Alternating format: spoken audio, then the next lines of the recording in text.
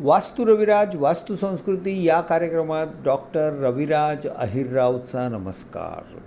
वास्तुशास्त्र जादू नाही करत किंवा वास्तुशास्त्र चमत्कार नाही घडवत, पण वास्तुशास्त्राच्या माध्यमातून तुमची अडकलेली गाडी किंवा चिखलात रुतलेली गाडी बाहेर निघायला मदत होईल आणि हळूहळू ती पुढे सरकेल, एवढं मात्र मी नक्की करू शकतो. आत्ताच मला एक असा प्रश्न काल आला. इनफॅक्ट त्यांनी फोटो पण पाठवला होता आमच्या पुणे कार्यालयाच्या मोबाईल फोनवर, की त्यांनी देवघर दाखवलं आहे आणि देवघरात त्यांनी सांगितलं की आम्ही हे आता देवघर ईशान्य दिशेत मांडलं आहे, पण त्या ठिकाणी देवाचं तोंड कोणत्या दिशेला असलं पाहिजे.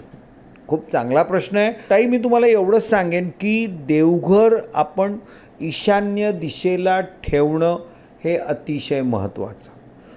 दुसरी गोष्ट, तुम्ही जेव्हा देवाला नमस्कार करता तेव्हा आपलं तोंड ईशान्य दिशेला झालं पाहिजे किंवा उत्तर अथवा पूर्व दिशेला सुद्धा चालतं. थोडक्यात मी असं म्हणेन की देवाला नमस्कार करताना आपलं तोंड उत्तरेला, ईशान्येला किंवा पूर्वेला या तीनपैकी कुठल्याही एका दिशेला झालं पाहिजे. देवाचं तोंड कुठल्याही दिशेला झालं तरी ते त्याला चालतं. याचं कारण देव हा या जगातील सर्वात शक्तिमान विभूती आहे. आणि दुसरी महत्त्वाची गोष्ट एक लक्षात घ्या की ही सृष्टी त्यानेच निर्माण केली आहे, त्यामुळे कुठलीच दिशा त्याला वर्ज्य नसणार आहे. आपण माणूस आहोत, आपल्याला लिमिटेशन्स आहेत. त्यामुळे ईशान्य दिशेतून देवाला नमस्कार करताना ईशान्य दिशेतून येणाऱ्या पॉझिटिव्ह ऊर्जा जर आपल्याला मिळाल्या तर निश्चितच त्याचा फायदा होईल. घरामध्ये पहिली गोष्ट, उत्तर, ईशान्य, पूर्व ही दिशा अतिशय साफ, स्वच्छ, सुंदर, प्रसन्न झालीच पाहिजे. या दिशेमध्ये कुठल्याही प्रकारच्या लाल रंगाच्या काही वस्तू असतील तर त्या तिथून लगेच हलवा. इनफॅक्ट त्याच्यामुळे तुमच्याकडे कुठल्याही प्रकारची नवीन संधी येणं मध्ये कुठेतरी अडचण, प्रॉब्लेम येऊ शकतो. तर त्या तुमच्या अडचणी, संधी, प्रॉब्लेम दूर होण्यासाठी तिथला लाल रंग दूर करा, पण तिथे निळा रंग आणा. दुसरी गोष्ट, देवघर ईशान्य दिशे किंवा उत्तर पूर्वमध्ये नसेल तर ते त्वरित आणायची व्यवस्था करा.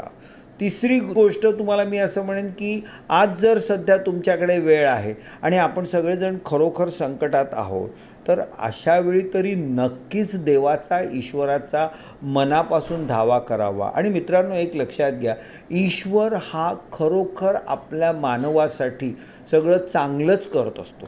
तो तुम्हाला चांगलं देत असतो. तुम्ही ते कशा पद्धतीने घेता आणि त्याच्यावर कशा पद्धतीने काम करता हा महत्त्वाचा मुद्दा आहे. त्यामुळे ईश्वर आपल्या भक्तांना नेहमी चांगलं देण्याचा प्रयत्न करतो. पण जर त्याला भक्तांनी पण तेवढंच चांगलं दिलं तर निश्चित भक्तांच्या पाठीशी तो सातत्याने उभा राहतो.